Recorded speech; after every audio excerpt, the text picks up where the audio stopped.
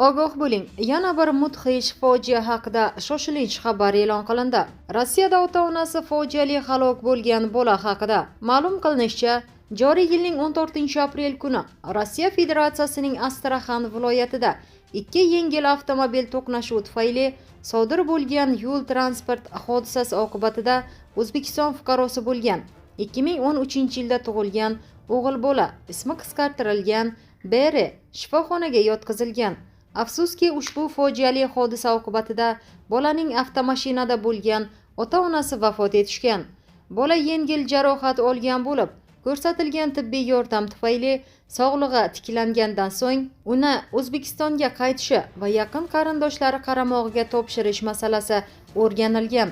Xususan, fojiadan xabar topgan bolaning yaqin qarindoshlari yetib kelib, vaqtincha vasiylikni rasmiylashtirish jarayonini boshlagan bo'lishsa-da, BRni Rossiya Federatsiyasidan olib chiqish uchun hujjatlari yetarli bo'lmagan.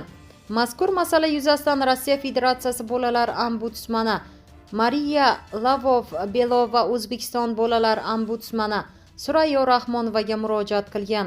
Bolalar ombudsmani va Ichki ishlar vazirligining tezkor hamkorlik choralari natijasida O'zbekistonning Rostov-na-Donu shahridagi bosh konsulxonasi hamda Astraxan viloyati ijtimoiy rivojlanish va mehnat vazirligi tomonidan zaruriy amaliy yordam ko'rsatilib, bolaga va uning qarindoshiga qisqa fursatda tegishli hujjatlar rasmiylashtirilgan va bolaning vatanga qaytishi ta'minlangan. Bildirilishicha, hozirda bola O'zbekistonga olib kelinib, qarindoshlari, onasining singlisi qaramog'iga topshirilgan. Ijtimoiy himoya milliy agentligi tomonidan bolaga rasmiy vasiylik va unga zarur bo'lgan ijtimoiy psixologik choralar ko'riladi. Eslatib o'tamiz, avvalroq O'zbekiston bosh konsulxonasi diplomatlari Rossiyaning Novosibirsk shahrida mushkul ahvolda qolgan o'zbekistonlik oilaga tezkor yordam ko'rsatib, ularning Toshkentga qaytishiga ko'maklashganda